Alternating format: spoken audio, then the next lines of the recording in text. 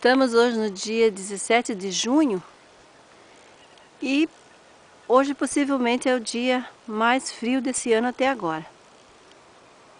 Estamos contemplando aqui geada, muita geada. Ficou uma paisagem diferente, bonita, onde a gente pode ver a serração já subindo, as vacas encolhidinhas ali e escutando os quero-quero também, né? O trigo coberto de geada.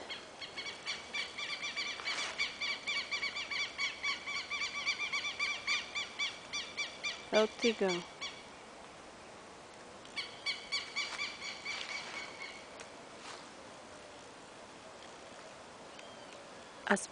As pratas já caíram quase toda a folha, mas ainda tem um pouco para sujar o terreiro. E essa é a paisagem do inverno aqui no sítio. Quanta geada! Hoje está branquinho. Tá até bonito de ver.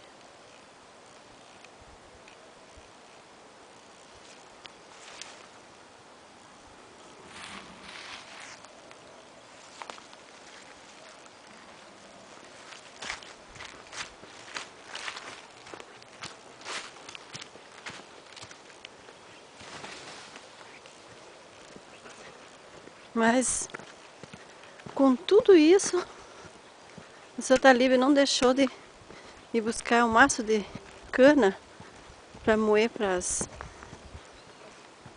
vaquinhas dele. Lá está o chaminé, fumegando, quentinho.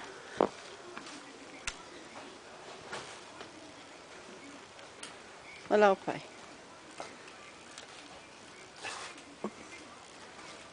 Não deixa de trazer as caninhas para moer para as vacas. Bom, agora vai. Agora vai fazer barulho. Fazer barulho.